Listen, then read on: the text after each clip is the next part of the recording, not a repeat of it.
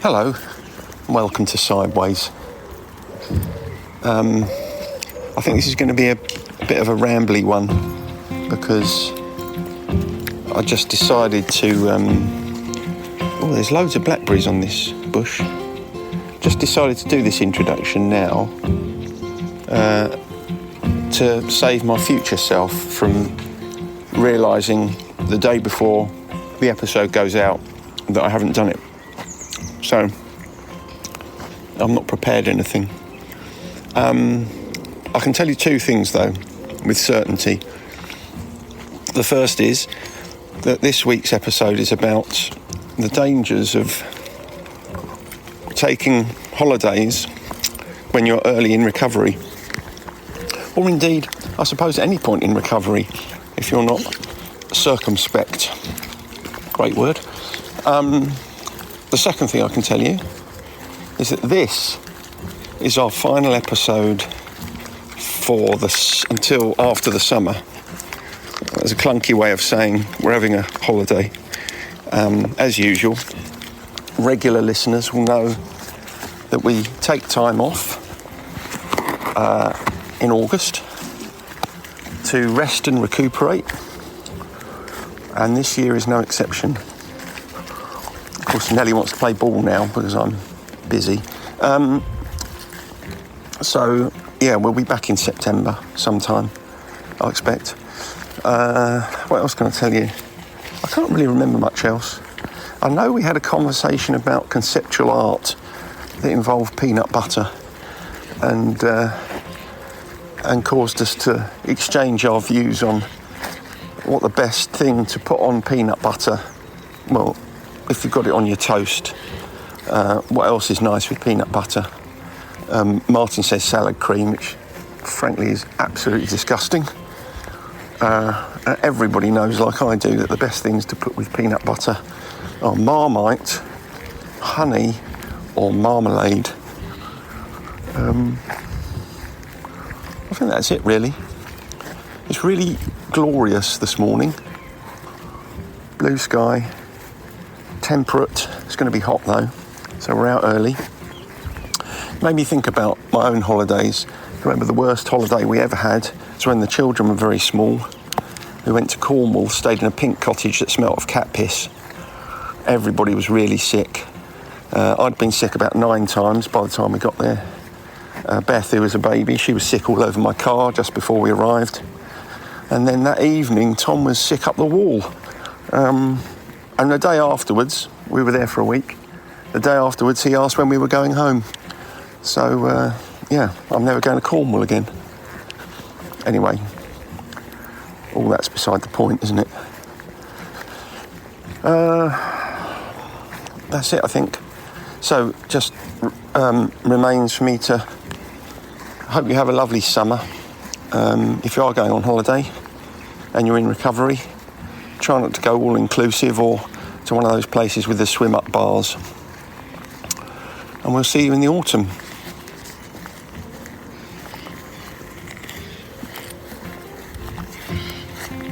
Holidays in recovery. We're going this way now.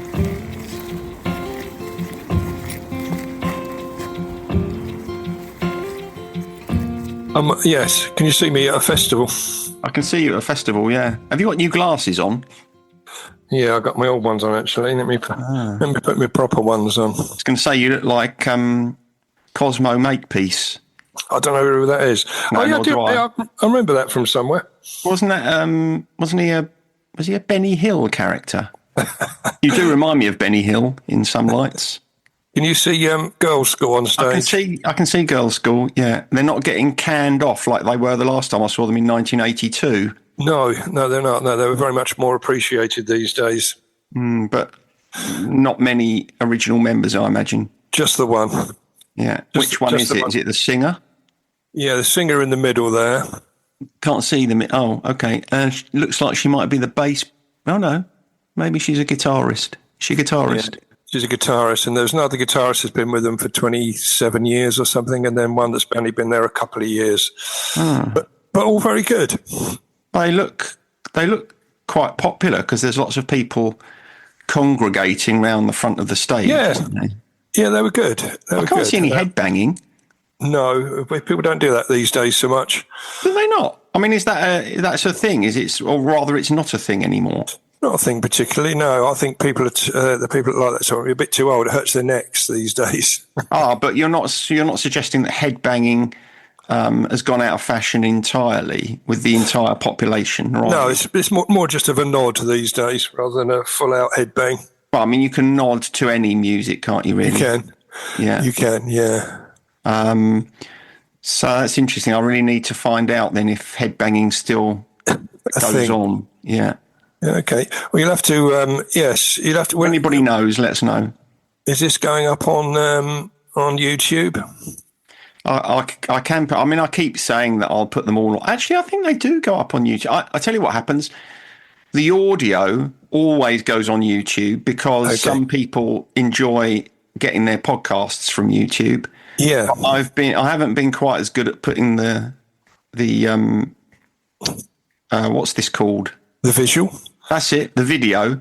Haven't been quite so good at that. But of course, as we're now about to embark upon our summer vacation. Yes, we are. Maybe I'll have time to put some of the videos up and people can see us. Yeah. Only just for the backgrounds and stuff as well, just to make it more interesting, you know?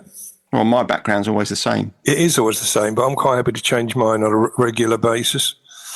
Yeah, you play fast and loose with the background. I do. Not that we're visually very exciting, but, you know, whatever floats your boat, eh? Well, we're not visually very exciting, but people might get something from your backgrounds, I suppose. They may do. Like that UFO jacket that man's got on. Did you see that? Yeah.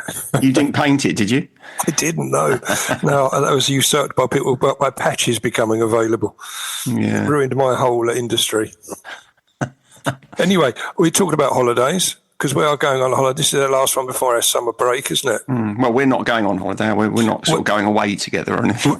We're not. No, I'd hate to give that false impression, but we're having a break from doing these recordings. Unless it's a secret and you haven't told me about it yet. No, yeah. It's 6 weeks in the Seychelles. That'd be all right, wouldn't it? No, not really. I'd rather go somewhere I can take the dogs. Yeah, somewhere less hot. Yeah. Anyway, so I wanted to talk about holidays. I wanted to talk about holidays particularly in respect of those people in recovery. Because it's a topic that often comes up at recovery meetings, and it can lead to some quite interesting and sometimes heated exchanges of view. I've known the situation where people have a holiday booked for the moment they leave rehab as a sort of a celebration. Wow. It sounds like you can already see the danger signs there, but I mean that's like booking the room upstairs at the Wig and Gown to have a party to celebrate your recovery, isn't it? I mean, yes, and the analogy is sound, and we'll come back to that in a minute. But before we start, now I've only got one story here, but it may induce some of your reaction from you, and so I'd like some of your opinions on this. But this story will appeal to you, as I know how much you love conceptual art. Okay, you're laughing. Yeah. Okay. Because there was a much loved Dutch non-conformist conceptual artist. Yeah. And his name, I'm not going to pronounce this properly, but the artist, his name was Wim T. Schippers. It might be Schippers. Schippers, yeah. So apologies to anyone that's Dutch and listening to this, but he passed away earlier this year. Right. And a museum. Rest in peace. Yes, bless him, bless old Wim. And a museum in Rotterdam, they decided to put on a tribute display to him. What it was a concept that he had introduced himself in 1969. Yeah. So what they did was to recreate his installation from 1969.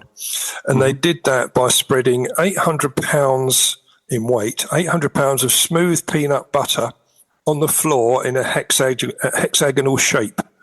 And that was his art. It was enough to make around about 15,000 sandwiches. Right. Okay, so there's a hexagon or hexagon. A hexagon of peanut butter. Of peanut butter, and that was his installation. It was called again, our pronunciation is going to be about Pinder cash floor. Pinder cash floor, which translates to peanut butter floor. Yeah. Well, I mean, it does what it says on the tin, doesn't it? It does exactly what it says. About your 15,000 sandwiches. So you can imagine how big this hexagon was, or how deep the peanut butter was. Yeah. Although, of course, 15,000 sandwiches to some extent is in the eye of the beholder, isn't it? Depends how much peanut butter you have on you. You are. It doesn't say how much salad cream, because most people like salad cream with their peanut butter sandwiches. It's disgusting. Most people like Marmite with it. That's the only option, really, apart from marmalade, which is also good with peanut butter. Yes, well, it's very much a very universal bit of kit, and obviously it can be used for art. And I know how much you like this sort of thing. Yeah, I mean, well, okay. So two thoughts. Firstly, was there any? What was it trying to communicate, or is that not really the idea? It's not really the idea. You interpret it as you wish. Right. Well, I interpret it as a load of shit. What you would do? I mean, the staff. I mean, he's at least he's put some thought into it by making it into a hexagon, right? Yeah, absolutely. I mean, and this might surprise you, that has garnered within me a little bit of respect, because I think to myself, peanut butter on the floor, load of nonsense, but he's put it in a hexagon, so fair play, right? Yeah, well, and the staff followed the strict instructions from the original. Which were? Put some peanut butter down in a hexagon? Well, they had to use exactly 3.2 pounds of smooth peanut butter per square foot. So he knew how deep. Certain thickness. Know about the thickness. And he insisted that it had to be a Dutch version called Calvé, as it was easily spreadable. But he didn't like he wouldn't have the crunchy. Had to be smooth. Which I'm a fan of the crunchy. I don't know about you. Yeah, definitely crunchy all day long. Yeah. I mean, they're very fond of peanuts, aren't they, in the Netherlands, because there's a very big Indonesian community, diaspora. So I think that must be something to do with their liking for peanuts. They certainly do like a peanut over there. They do. But the viewers were strictly forbidden from standing on or eating the art. Oh, surprising. No, I mean, would you eat peanut butter off the floor like that? Probably not. You wouldn't want to, would you? No, I probably wouldn't. I mean, I'm very, very fond of peanut butter. Yeah. It would be tempting for me to be in a room full of peanut butter and not to take a spoon to it. Yeah. Well, those with peanut allergies were warned. They would have to enter at their own risk. Yeah. So, yeah. He was very publicly. So it's actually quite dangerous art then, really. It could have been, couldn't it? Yeah. Yeah. Could have been. Now, he was also known, good old Vim, he was also known for being the voice of Ernie and Kermit the Frog in the Dutch version of Sesame Street. Now, I don't know about you, but a hexagonal peanut butter floor and doing those voices, that's a hell of a legacy, isn't it? Crikey, that is. Yeah. Yes. Yeah. Whichever way you cut it. I mean, when Vim was a kid, he can't have imagined life was going to turn out like that, can he? No. I don't suppose he went to his careers master. I'll tell you what, this is what I'm going to do. I'm going to smear peanut butter on the floor and voice popular children's puppet characters. Marvellous. You know, I hadn't heard of him before, but, you know, I want to read more about the lad because he sounds great, especially as a non-conformist conceptual artist. So that takes it to another level. Yeah, it certainly does. Yeah, I imagine his careers master would have probably said, "Well, you probably need to get a trade behind you, wouldn't he?" Yeah, go and be a Sparky or something, or a floor layer or something like that. But perhaps he was previous to. Maybe yes. Yeah. Yeah, it needs more digging about. But I thought you might like that because when I read it, I thought this is right up Graham Street, and because I was thinking that I might introduce a segment on unusual contemporary art installations just to upset you a little bit going forward. I'm okay with that. Actually, that's probably quite good for me because I found myself less irritated by that than perhaps you would have imagined. Yes, you did. It's the hexagon. That made all the difference. I could imagine someone just putting a load of peanut butter on the floor and calling it art. That's the sort of thing that really annoys me. Yeah. And then I'd say to you, well, I could have done that. And you'd say to me, yeah, but you didn't, did you? Exactly. He was the first person to do it, and so therefore he maintains that almost like a trademark over it. A bit like when we talked about the banana gaffer tape to the wall. Yeah. I might put some Marmite on the kitchen floor later in a triangle. See how that goes down. Well, the dogs would like it, wouldn't they? Yeah, but it's a bit salty for them. But that was it. So that was my story for this. I didn't. There was because sometimes I do two stories, but I thought that this one would invoke a bit of discussion, which it did. Yeah. So I was going to crack on with the actual subject matter, if you're okay with that.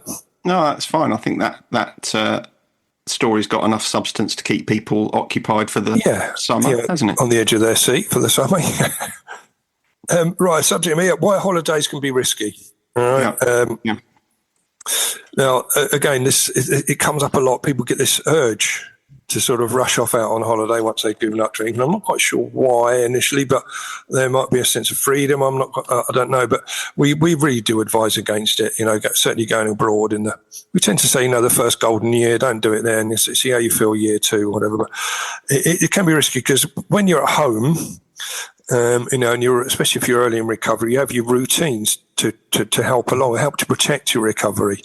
Yeah. So you'll have your regular meetings or support groups, and you have contact with your sponsors or your key workers at your recovery hub or your recovery friends. You're in familiar environments. You have daily structured routines. When we go away, many of these protective factors sort of temporarily disappear, so it can increase the risks. And I wanted to just go through some of the common risks, if I may. All right. Just a couple of things. Yeah. So firstly, what you're saying there is, if I'm understanding you, is that it isn't just the kind of presence of alcohol when you go on holiday, because obviously that for a lot of people that is ubiquitous, isn't it? But it's also the lack of structure. Absolutely, yeah. The part of a holiday that you might not have considered could be, what kind of trips you up. And the other thing, you mentioned it there. You said you don't really know why people early in recovery have this kind of urge to go on holiday. I was wondering what is your theory about that? Why do you think that is? I mean, I don't understand why people want to go on holiday full stop, but no, I find them stressful, which we've touched on before, and I know we've touched on holidays in recovery before to a lesser degree. I think it's this new sense of freedom. Yeah. And perhaps then suddenly they've got a bit more money because they're not spending on drink and drugs anymore. And so there's a number of factors where they feel, I'm going to go on holiday. A bit of a celebration. I think the freedom thing makes sense, doesn't it? Because there is a sense when you're on holiday, it's like you can do what you like, and I suppose when you've just come out of some sort of addiction, then the idea of being able to spread your wings in a way that isn't destructive to you is probably quite appealing. It is quite appealing, but sometimes we get the situation where perhaps the parents have said almost, they've booked the holiday, they paid for the holiday and said, I'll tell you what, if you go to rehab, we'll give you a nice holiday when you come out. So it can be almost like a bit of a carrot as well, which is a very dangerous carrot and possibly one of the reasons why people, come to rehab for the wrong reasons. But you tend to find that, one of the most common risks is that you get this I'm on holiday mindset.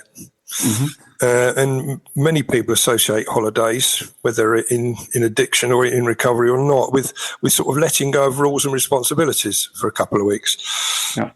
And you often hear people, get into this mindset of, do you know what, I'm on holiday, one drink won't hurt, surely. Nobody will know. That often comes up as well. I can see that one, So they got anonymity. No one will know. You can drink while on holiday and they come back, they give up again. But unfortunately, what tends to happen, that as soon as you click that first can, it's all over and you're back on the treadmill again. I'm away from home and I deserve a bit of a treat. So, it's dangerous thinking, but that sort of mindset does creep in when you are on holiday. And so you have to be really careful. And we know that it can often, relapse can start with a single decision that seems harmless at the time, but just leads on to drink number 2 and number 3, and then you're within a very short period of time you're having to rebook your detox at your local rehab centre again. You said, I mean, maybe you're going to come on and talk about this, but you said earlier on, it's a topic that tends to inspire quite a lot of debate. Yep. It sounds like there are some people who have a different view from the one that you are expressing. Yeah, are you they do. Going to talk a bit about that? It could be interesting to hear what the defence of going on holiday early in recovery is as well. I'll go through the rest of the notes and we can come back to that, because I think I may be filling in some of the gaps, but it's mainly these notes are presenting it from the side of myself as a facilitator leading groups as to why this is a dangerous thing. But I'll come on to why people think it's all right. Yeah, how they see it. How they see it, how they explain it, that it's not going to be a problem. But when you tend to go through the potential risk factors, tend to change their mind a little bit. But because we know that a lot of holiday destinations, they sort of promote alcohol heavily. It's often in the brochures. It's, they'll have 3 bars in the hotel and, all inclusive. All inclusive, which is a massive problem. But it tends to start, we take it back to the airport. And we know that the bars at the airport are open round the clock often. Yeah. And people would go there, as I used to do, and I used to say, well, do you know, I'm nervous at flying. I wasn't particularly, but I said I was nervous at flying. I've got to get a few beers in. Everyone else is doing it as well. The bars are packed, aren't they, all hours of the day. Everyone's starting to get into holiday mood. So it is a really tough one. So from the off, you can start to get dragged into that mindset where this is a holiday. It's not my normal day-to-day existence, and therefore I'm not going to behave in the way I normally do today. Different rules apply. Yeah, exactly that. And especially if you are going to an all-inclusive resort, as you say, that's heavily promoting alcohol. I know they tend to dish up rubbishy old drink and that rubbishy old beer, and you have to pay extra for the premium stuff. But it, again, gets you into that mindset. If you paid for an all-inclusive holiday, you're going to try and get your money's worth, aren't you? So you won't want to leave that behind. So that's a tough one to do. It's also very tempting when you go to one of those places where they've got a bar in the swimming pool. That was the next point. The poolside drink, the swim up bars. I used to love those. So you could literally didn't even have to go out of the swimming pool. You could just swim up to the bar. Yeah. Sit on a little stool, which is still submerged underwater, and just pop your arms up on the bar, and the drinks will start. Just to give you a room number, and the drinks were flowing. Yeah. Isn't that funny how I thought of that, and that was your next point? It was, yeah. Well, we're thinking on the same lines. And also excursions that happen on holidays. They'll often take boat you trips. to some Boat trips. Boat trips, party boat trips, a bit like on the In-Betweeners. But anything like that where they're actually promoting, they actually want to get you pissed. Yeah, I'd forgotten about that. I mean, not necessarily kind of party boats, but I can think of holidays that I've been on where you'd kind of be out on a more kind of sedate, civilized boat trip for a few hours, and they come round with the rosé or, whatever. I mean, it just feels like, if you're in that situation and you're in recovery, the difficulty you'd have refusing that would be immense, wouldn't it? Well, it would, and especially if you're on one of those boats, and I'll come on to it with this point later on, but you don't have an exit strategy. You're stuck on there, aren't you? Yeah. It's a real tough one. And when you are on holiday, the nightlife and the party culture is pretty much every night, isn't it? Yeah. It's not as if you'll have a few nights in and then you've got the weekend like you perhaps would at home. It's an every night affair.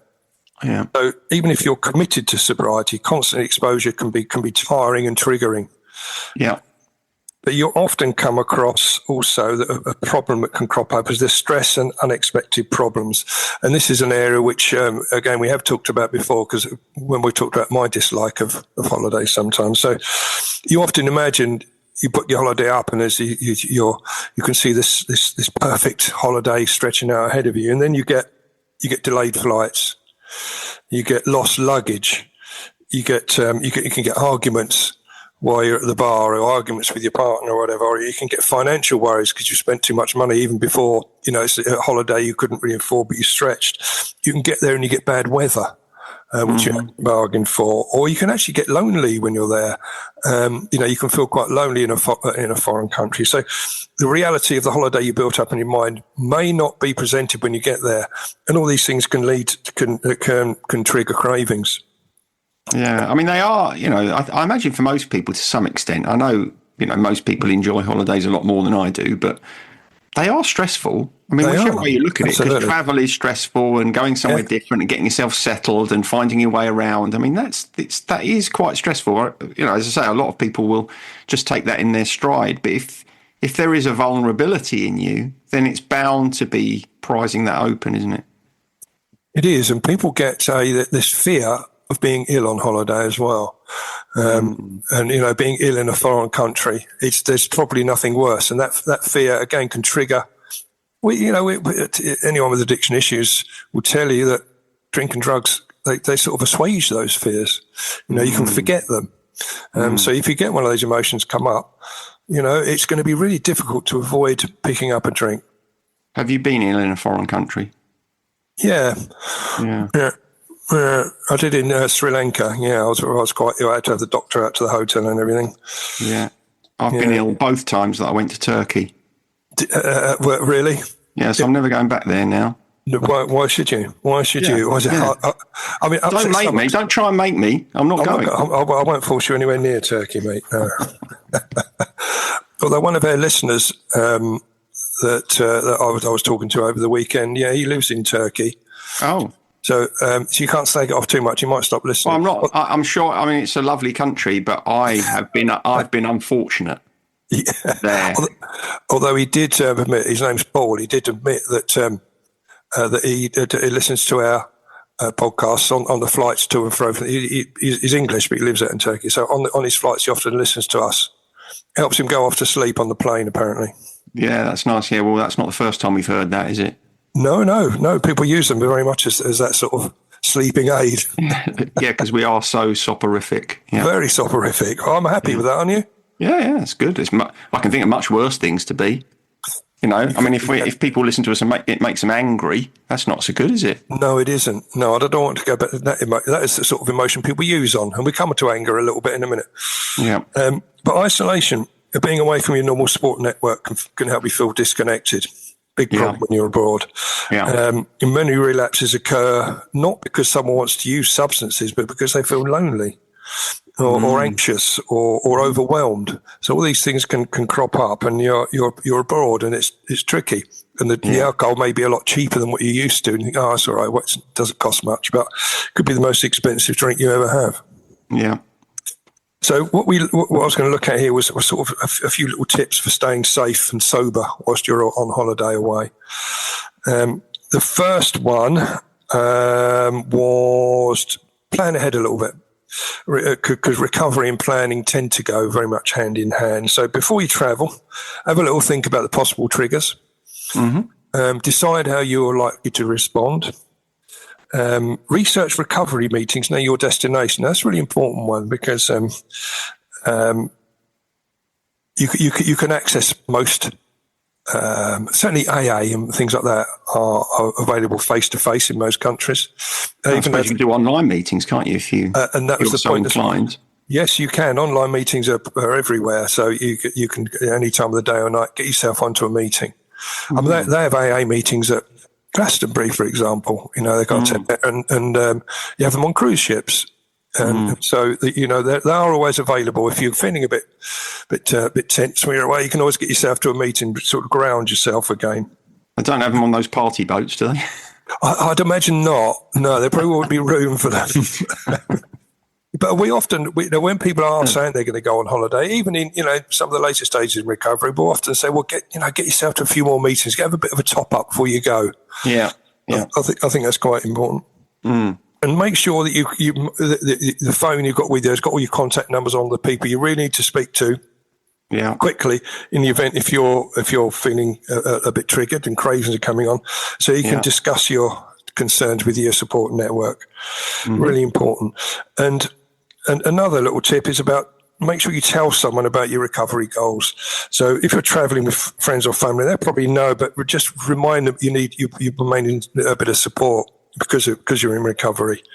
And just remind them, you're committed to staying sober and you'd appreciate their support. It doesn't mean don't drink around them. It just means you got to be, don't try and encourage me to drink, or don't try and encourage me to go on excursions where everyone's going to get pissed, etc. So that kind of suggests that, I suppose this goes without saying really, but if you are going to go on holiday in recovery, particularly early in recovery, then you should think very carefully about who you're going with. Yes, absolutely, yeah. And their particular orientation toward you, recovery and drink in itself.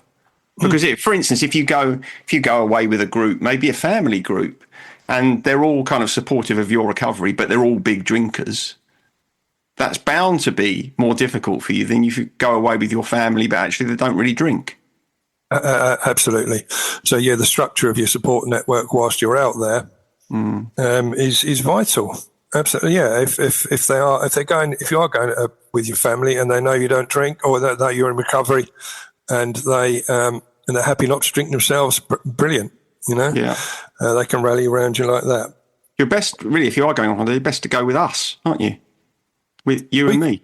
Well, if someone wants to take us with them as their sort of recovery buddies, brilliant. Yeah, because we're not going to lead you into any bars, are you? Absolutely not. And you can use your therapist skills, can't you, to talk them down if they get a little bit stressy and stuff. And well, for a fee, obviously.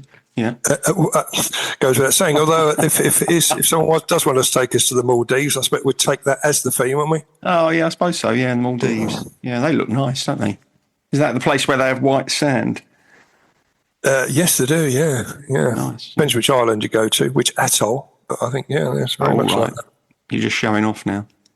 Where did I get to? Yeah, staying connected. So make sure you do stay connected. We use the old phrase, don't we, that the opposite of addiction isn't sobriety. The opposite of addiction is connection. So when you're away, you can feel very disconnected. So you make sure that you do keep in touch whilst you're away. Do it regularly. Don't just wait till the cravings come on. Do it regularly. Just give your sponsor a ring, or your recovery groups or your friends in recovery. Give them a text or a quick call, or other family members. Stay in touch, with other family members that are perhaps not with you. It just takes you out of the moment of where you are, back to the sort of grounds you back in reality. I suppose the same goes the other way round as well, doesn't it? If you've got a friend or a relative that's gone away on holiday, you can check in with them as well. Yes, you can. How are things? How are you feeling? How's it going?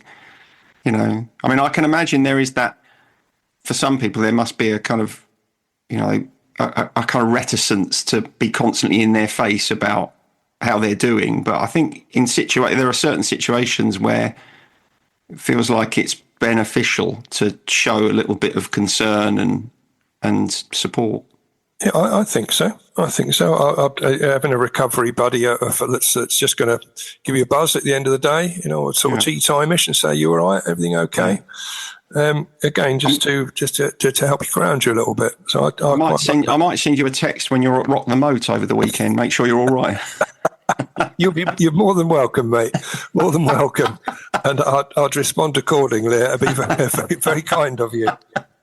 But we talked about exit strategy, and that is the next tip, to have an exit strategy.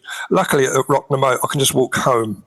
So it's not a big problem. Yeah, you probably can't do that from Tenerife, though, can you? No, you can't. So you have to the exit strategy really there is about, if you're feeling uncomfortable with a certain place, make sure that you don't need to prove your strength by staying in there, because some people do sort of almost test themselves. Yeah. By staying in a risky situation, it really can lead on to, giving in and picking up. So, what sort of thing can you do? Get out on a pedalo? You can do that, but go for a walk. Certainly, you'd leave the bar, and if you're in a bar, and you'd certainly skip the drinking excursion. But you can, even if you're feeling, it may be the evening and everyone else is getting pissed. don't feel bad about just saying, I'm just going to return to my accommodation a bit early, go and read a book up on the balcony. That'd be me. It would. Well, you wouldn't go out, would you? You wouldn't after the evening meal. I'd have had room service straight to your balcony. with one of your books. Yeah. But another little tip is to maintain healthy routines, because holidays really do disrupt your routine. So try and keep busy, but try and keep some healthy habits because they can go out the window a bit. So focus on making sure you do get good sleep. So don't get, burning the candle. And make sure you have your regular meals and regular exercise. Make sure you do go for walks and that sort of thing. Make sure you stay hydrated. And focus on a bit of relaxation, a bit of meditation, a bit of mindfulness. Yeah, lovely. These sort of things that you're doing in early recovery when you're on home soil, don't give up on them just because you're away. Take that routine with you. It will really help you to get over it, and you'll love the holiday. You'll enjoy the holiday without picking up. So I suppose the suggestion there is, whilst it might be unreasonable and impossible to maintain the same sort of routine exactly as you have at home, just put a few things in place that are anchors for you. Absolutely. Yeah. Absolutely. And just recognise some of these things, because you have to watch out for the old acronym we use of HALT, hungry, angry, lonely, tired. If you feel one of those coming on, or if you start to recognise it, then you can take the action. So you know that one of those four emotions could lead you back down to drink. So pull yourself up on that and move away from that, and make sure that you sort of counteract to that. So if you are hungry, obviously get something to eat. And if you are tired, don't stay out. Go home, go to bed, and get yourself sorted out. I feel 3 out of those 4 every time I watch West Ham. Angry, lonely, and tired. Correct. Yeah. You're a bit hungry at half time if you've had to queue up too long for a pie. Oh, I used to always buy a Mars bar when I went to West Ham, and I'd only eat it at half time if West Ham were winning, which meant I always came home with a Mars bar. It mainly all melted in your pocket. Yeah, exactly. Being a winter sport, it doesn't tend to happen that often. No, that's true. No, unless you were clutching it, for dear life. Yeah, which I didn't. If it's a 0-0 or a tense one. Yeah, tense game. So watch out for that if you get any of these emotions, and to remember, just remind yourself when you are in these situations why you chose recovery. Even before you travel, just take a moment to reflect on what addiction has cost you. Reflect on what recovery has given you. So both sides of the coin there, and just reflect on the people that have supported you and continue to support you. And do people tend to keep that sort of thing just in their head, or have you found that some people will kind of write down that sort of thing to to really kind of remind themselves in detail about why their sobriety is important and what it did to them? Do you find that people have different kind of processes and methods? They do. I mean, I'm a big fan of journaling. It's a backbone of smart recovery, and so we always encourage people to have that with them. Yeah. So you tend to take notebooks with you places, don't you? And always got a notebook. Yeah. And I think it's really good to do that, because again, you can have a page that is at the front there, which is always there. You can have your gratitude list with you, which is just to remind yourself as to why you went into recovery, what you're grateful for now, what you'll be giving up if you do give in and pick up a drink. So I'm just thinking about that, because it feels as if it's kind of especially appropriate for a holiday. It's a good opportunity to anchor yourself. Yeah. If you get up in the morning and you go and sit by the pool before breakfast or whatever it is, and sit and write a bit in your notebook. It's like a way to start every day that kind of gets you off to a good beginning, isn't it? Really, really good idea. Or if you're in a resort, you can go and sit just by the sea. Just listen to the early morning waves coming in, and write your journal, how you're feeling. Yeah. And write down any cravings that you have. Keep a cravings journal, which helps you to cope with it. Anything like that. But having a lot of people take with them sort of, like recovery statements, and so little motivational quotations and that. So just to remind them about that. So I know that people that later on in their recovery, they'll still take a recovery book with them. and that's one of the books they'll read, just to brush up on things. And I think it's a very important thing to do. It's not like, I guess in those situations, not so much the content of the book, it's the metaphorical representation of it, isn't it? It's like, it doesn't matter where I go, I'm taking my recovery with me, that sort of thing. I think you're right. That's a good point. And I suppose those that are in the fellowships could take the big book with them. The sort of a smart recovery handbook or whatever you want to take with you on that. Extra luggage, it cost you extra luggage allowance though, wouldn't it? Take the big blue book. I think you can tuck that away. I'm sure you'll be all right. But the cost of not taking it might be a hell of a lot higher. That's true. You can probably get a digital version these days. Yeah, you can. You can get it on your phone, there you go. On your Kindle. You're laughing. Yeah. So creating a great holiday without alcohol and drugs, because you're going into a new territory, really, where in the past you've really just gone because you know you're going to be drinking all day and getting absolutely mullered. Mm-hmm. So a great holiday sort of now includes the sober holiday includes being able to explore new places. I mean, when you're in the madness and you go on holiday, you just want to sit in the bar. You could be in any bar in any place in any part of the world. Yeah. Take that opportunity to explore the new places. Take the opportunity to go swimming as well. I know you're not a great swimmer yourself, but going in the sea. And again, if in the past, when I've been on holiday, when I'm in the madness, I don't really want to do anything else other than drink. You know, it took me away from what I really wanted to do. And we know walking's a great thing as well. Just sitting by the beach sometimes can be a little bit triggery on its own because you get a bit bored. Yeah. So these observations and pieces of advice kind of lead toward thinking carefully about where you go on holiday, don't they? Because you might have been when you're drinking, you're probably used to going to a resort. It doesn't really matter where it is as long as it's got some bars. Exactly. Whereas if you're going on holiday when you're in recovery, going somewhere with a bit more interest, a bit more stuff to do, places to see is likely to be another factor in keeping you on the straight and narrow, isn't it? Absolutely, it is. You can go to more remote places. Yeah. You can go to little retreats up in the mountains and go to places that won't trigger you, where there aren't flashing lights all the time and excursions to go and get pissed somewhere. Something a bit more off the beaten track, somewhere you can really sort of, again, ground yourself and enjoy being in recovery, not chasing the next hit. Yeah, that's it, isn't it? Because you go somewhere like that in itself is a reminder of what you are giving yourself in sobriety. Yeah, you are. Absolutely, it is. The peace and serenity. Yeah, because you wouldn't be getting that. You wouldn't be giving that to yourself when you were drinking, because all you want to do is cane it all day. Well, you would. Yeah, you couldn't wait for the evening meal to be over, so you could rush off down the local town and and just keep drinking till the sun comes up. It's no good. But it does. But what a lot of people have said, but they've increased their desire to go and take pictures. So photography has suddenly become a great passion for them when on holiday, rather than sitting on the beach or rather than sitting at the bar. And, phones are great for that these days, aren't they? You don't have to take an expensive bit of photography equipment with you. Phones are great for that. So go and take some nice artistic photos, go and take some photos of unusual stuff. Yeah. It can take up a lot. You can engage in the local culture.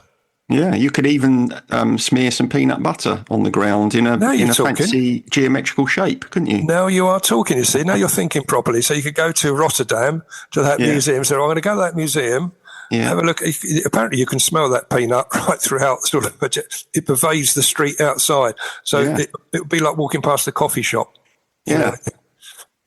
In Week Street. In Week Street, in Maidstone. Yeah. So you could arrange the scampi from the evening buffet in a sort of rectangle or something like that. You could do that. And call it conceptual art, couldn't you? Oh yeah. So now you're thinking. You're thinking everything that keeps you from the bars. Yeah, exactly that. Yeah. So that you can start to enjoy a bit of the food as well, because again, when you're in the madness, you don't really want to eat. It gets in the way, and you don't enjoy your food. But all of a sudden, the food starts to taste nice again, and you're starting to enjoy it. So the holiday should be about that as well. And just generally the new experiences and the relaxation which you can have which you didn't have before. You're not relaxing. You're not trying to fight off a hangover every morning, and not missing breakfast because you're too ill. You're still feeling sick, and you start to reintegrate back into what a holiday should be like, rather than the way it's become over the years. You're actually making holidays sound quite attractive. You're being like a modern day Judith Chalmers, aren't you? Really? Well, yeah, but almost persuading myself. Yeah. I mean, most people will find that they remember more on a sober holiday. They feel better, and they genuinely enjoy themselves when they stay sober. It's the fear sometimes of going on holiday and having to stay sober, which will increase the stress around it. But once you do it, once you find it, if you have these things in place, keep these thoughts at the front of your mind, you'll have a brilliant time. And that's really where I wanted to wind up. Okay, good. So that's my thoughts. But just going back to what you said about how people would try and justify it. Yeah, I want to go on holiday. Often they'll say, because I deserve it. I think, I put this work into my recovery. I think I deserve a break. Especially if my parents are paying, I'm going to go away on holiday. I want to have a good time. Yeah. But it is very dangerous. But it will be I'm celebrating 3 months of recovery, for example. They see that as a celebration. Again, really dangerous way to celebrate it. It's interesting, isn't it? Because in a way they're kind of thinking about, I'm not arguing that they don't deserve it, because, it's been a difficult road, hasn't it? But, absolutely, yeah. But when you feel like you deserve a holiday, I think it sounds like what you're saying is it's important to compare that with how much you deserve sobriety. It's a great equation. You deserve your sobriety more than you deserve a holiday, don't you? Yeah. And if a holiday is going to cost you your sobriety, then that doesn't feel like a very good deal. It's not. No, you're trading your long-term. You're trading a long-term problem, aren't you? Then for a short-term gain. Yeah. Or short-term, and if you do pick up you're abroad, it'll be a few minutes where you feel all right, and the rest of it will be shame and guilt and everything else around it. It'll spoil the whole holiday. It will really be So what you're really saying is, I think people justify it. People are able to justify it because they haven't really thought about all the potential difficulties. Exactly. Yeah. They justify it. Say, well, I want to go abroad. I want the warm weather. I want to, I want to feel the sun on my back. And I can only do that by going abroad. Well, that's not true anymore, is it, with climate change? No, it isn't, because we know staying at home is a much easier option. It's a much better option because you don't have all the problems with the airports. You don't when you're staying at home or holidaying at home. You're not going away on some of these all-night bender parties, are you? On boats and that sort of thing. Tend to be, and it's ridiculously hot at home these days. And it is. It's very warm here, so it's a change. So you can get much more. I think most people find that rather than going abroad on holiday, they get much more value out of perhaps going walking in the Peak District or something, or just staying closer to home and avoiding all the stress of travelling and the associated bits where your luggage ends up in Los Angeles and you're in Turkey.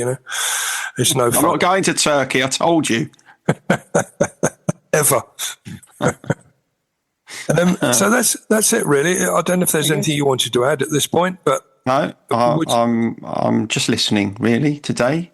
I would say to our listeners, if you are going abroad on holiday, stay safe. Yeah, have a good time, and be very careful. Don't drink the water. Don't drink the water. Don't get dragged into some of these party games. If you're going to some of the more the slots, like going to Ibiza or Benidorm. Yeah. Don't spend too much on the slots if you're going to Las Vegas. Because that's not good for you. That's a slippery slope too. Yes, it is. Yeah. You don't want to get hooked on the gambling side of your addictive personality. You'll end up like Dave Randall running down Leisures on a Saturday morning. You will, and that didn't do him any good at all. So we're on to really next is the conundrum feature. Do you have one lined up for that? I've written it out. Oh, excellent. So let's hope it flies. This is it. 2 friends, both early in recovery, are invited on all-inclusive holidays by their respective families. One accepts and the other one doesn't.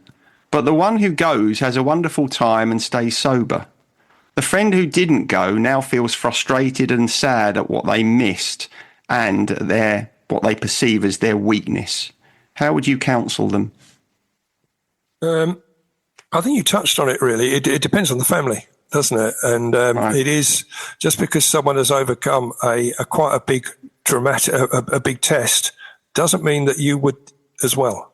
The tests land differently with people, and there's enough tests that will come along anyway without you walking into them.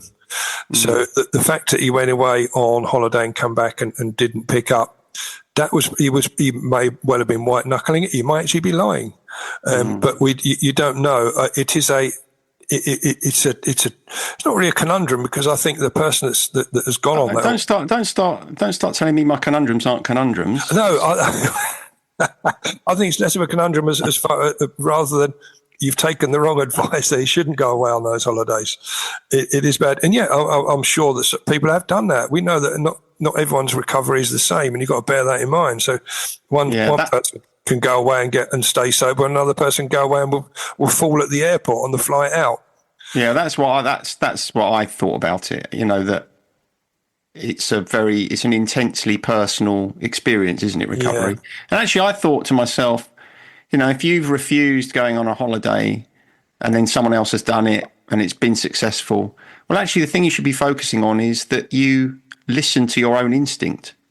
That's big, isn't it? That's massive. You're not being influenced just because someone else has decided to do something. You think, oh, I'll go and do it, because that's a slippery slope, isn't it?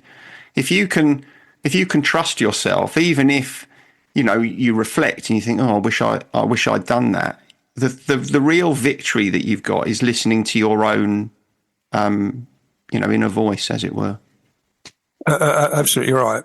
And again, some all-inclusive holidays are quite happy for you to have all-inclusive soft drinks. It doesn't have to be alcohol. But I think generally speaking, people go on those because they want to be drinking beer from the moment they wake up to the minute they collapse and go to bed.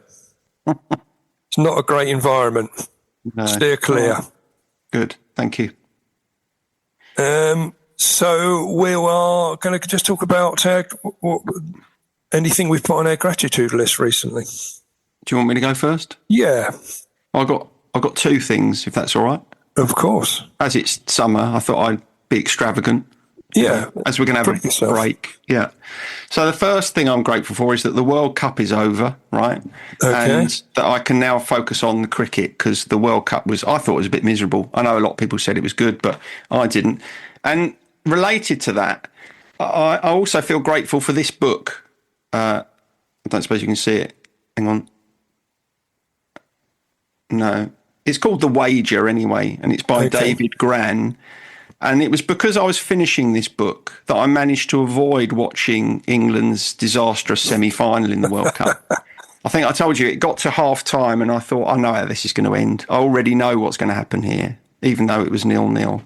And I turned off the television. I thought, I'm going to finish my book, and I didn't go back to it. And I was pleased that I didn't see it. So David Gran's The Wager saved me from the misery of watching another dismal England performance. Okay, well, that worked well for you. Was it engrossing enough that you weren't thinking about the football? It's absolutely fabulous. Yeah, I'd heartily recommend it. So, Jez, get The Wager by David Gran if it's not on your summer reading list. It's definitely, if someone had described it to me, it's not the sort of book that I would think I would be interested in, but it is an absolute page turner. So is it? Yeah. Is it a thriller or? It's a true story about a shipwreck and a mutiny. Oh right, okay. It does sound. Anything that's based on fact, I get it. I can engage in those. Those books. It's certainly based on fact. Now, the other thing I'm grateful for, I think you'll agree, it's always a source of gratitude when something gives you a good laugh. Yes. The other thing that I'm grateful for is you telling me your insect bite story. And I think the listeners would be pleased if you could just recount it again, just so that I can enjoy it again as well. Once again, well, it was. I only told it to you a few hours ago, actually. I Didn't know, but it really made me laugh, and every time I think about it, it makes me smile. Does it? Well, yes. I was at a 3-day festival. And I missed part of day 3, which meant I missed Uriah Heap, who were headlining the other day. Because on day 2, I got an insect bite on the leg, which swelled up and made it painful to walk. And so I had to go home early. And so I missed some of the acts on day 3. And most people did show me a bit of sympathy and empathy, and you just laughed. So I just think that's brilliant. You got bitten by an insect and missed some rock. Missed some rock. Yeah. I mean, it's not very rock and roll, is it? It's not very rock and roll, but it made me a bit tetchy. Well, you also tried to justify it by showing me the site of the wound at lunchtime. I did. Yeah, I did, and you could still see it just about, couldn't you? Yeah, it was very impressive. It didn't look very angry now. Well, I've had cream on it, and I've looked after it, and I'm back okay again now because I'm going to another festival this weekend. Well, let's hope you don't get another insect bite. What are you going to do then? You might miss Charlie XCX. A cover version. I'll keep me cream with me, so I can attack it straight away if anything happens. Yeah, all right, Grandad. Good. So that's me for gratitude. That's you. Yeah, the one thing I've got on my list, which again we talked about earlier on my gratitude, I was very grateful for my employer having the employees well-being month, putting on the boat trip up the Medway on the Kentish Lady. Oh, nice. Which I've seen the Kentish Lady go by on many occasions, and I've always thought, that looks like good fun. I've seen them going by with sort of banging disco music going out of it and people getting absolutely blitzed. Yeah. But obviously on this occasion it was all the employees from the rehab, and we had soft drinks and we had little games, we had a little quiz on board, and had a little raffle and that sort of thing. And I thought it was a thoroughly pleasant 2 hours going up to between the locks in Maidstone. Yeah, that's good. It's a good job you didn't get bitten by an insect in the preceding afternoon, isn't it? I'd have had to miss that. Well, I think it's the first time in my life I've missed something due to an insect bite, and I'm hoping it'll be the last. Well, you did ask me if I'd ever missed Uriah Heap because I've been bitten by an insect, and I've been racking my brains, and I can't think of a time when that's happened. It hasn't happened. I'm sure it has happened to someone else missing Uriah Heap because they.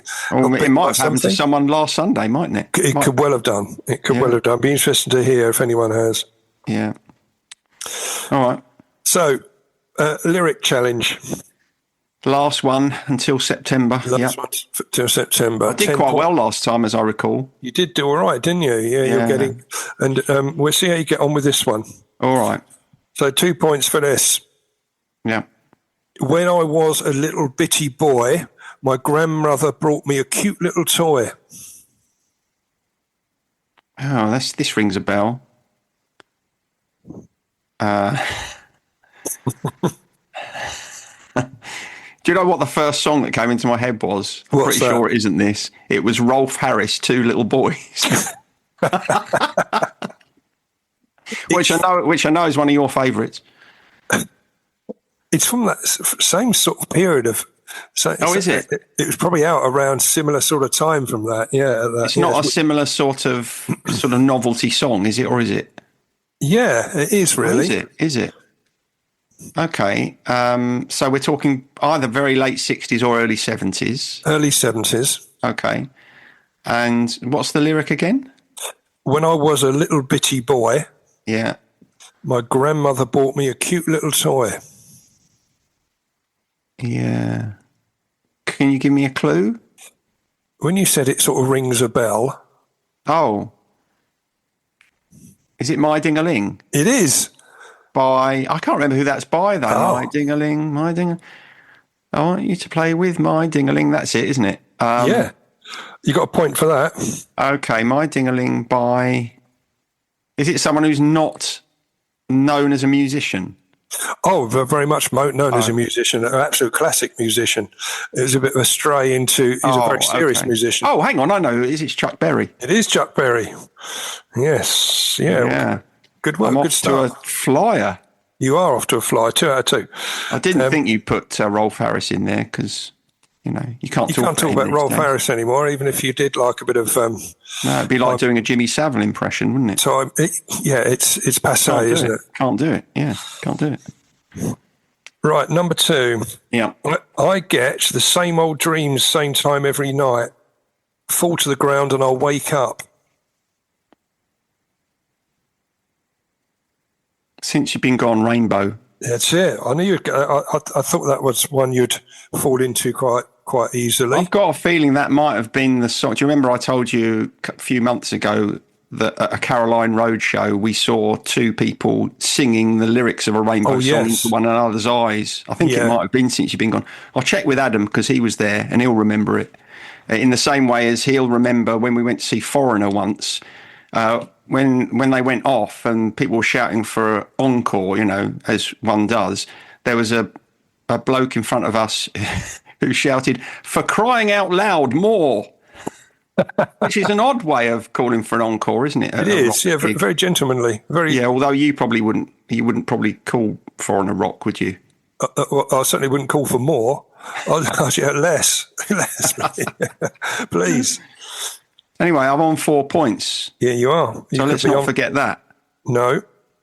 Yeah. Number 3. I will be king, and you will be queen. I know this, but I don't know what it is. If you know what I mean, I kind of recognise it. Yes, you answered the second question there quite quickly. I don't know if it gave a... Yeah, I knew it immediately. I gave her a few seconds to let the listener catch up. Yeah. I know this. This is... Can you give me any sort of a little clue for this one? Okay. It's by a British male solo artist. Right. What sort of era are we talking? We're talking, he transcended the decade, but started off really coming to prominence in the glam rock period. Right. I really recognise this lyric, and I know I'm going to kick myself if I don't get it. I will be king, you will be queen. So he came to prominence in glam rock, but it sounds like he went on a lot longer. Yeah, he did. He came up around that sort of period. He's not still going, is he? He's passed away. Oh, has he? Right. It's not Alvin Stardust, is it? No. It wouldn't be Gary Glitter because see my above comments on Rolf Harris. Exactly that. No. Neither Harris or Glitter will ever be on one of our quizzes. Oh, this is going to really annoy me because I know. Is he British? Yeah. Must be.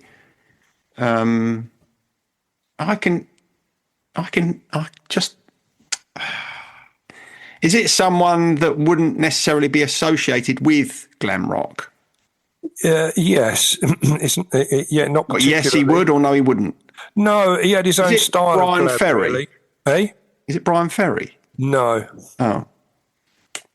I don't know. I don't think I'm going to get this, and in the end, I'm going to ask you for so many clues. You'll essentially be giving it to me. So you did. Well, I heard a version of this song at the weekend at the festival by Phil Campbell's Bastard Sons. Now, Phil Campbell is recently passed away. He was in Motorhead, and Motorhead did a really good version of this particular song. Not that you'd expected Motorhead to do it, but it's a fantastic version. Do you think I like this artist? I think I probably the same as me. You probably think, do you know what, he's got a decent back catalogue, but his later stuff was not really up to scratch. Yeah, I definitely know it, but I can't place it. Who's the artist? David Bowie. Oh, yeah, that makes sense then, because I think, as I've said before, I feel as if I kind of missed David Bowie a little bit. You know, some people are very... I think you're right in your assessment. I would say, yeah, good artist, but for whatever reason, I never got really alongside him. No.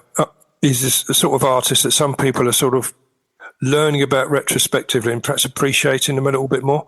Yeah, I mean, I can hear the lyric now. I can hear it in the song, Yeah. Is it? And I'm just trying to think. I still don't really know what the song is. I can hear it. It's Heroes, isn't it? It is Heroes. Yeah. Yeah. Do you reckon you should get a point for that? No, I don't think so, because I could hear the lyric then, and I kind of sung it through until I got to the chorus. So yeah. Okay, we'll let you have 1 point. That's kind of as it's summer. It is. It's summer. So that's 5 points I've got. You got 5 out of 6. Now so you could do very well on this. So the 4-pointer. Yeah. I looked out this morning and the sun was gone. I turned on some music to start my day. I'm very surprised you've chosen this one. This is Boston More Than a Feeling. It is, yes. So you got your 4 points. So you got a 9er. Yeah. See, and I knew, because I didn't know the lyric. I'd never have got it, but I thought you're going to get this because it's bang up your American rock alley. Heard that immediately. I mean, that was just yeah. Cool. I might go and put that on now. Has it inspired you? Yeah.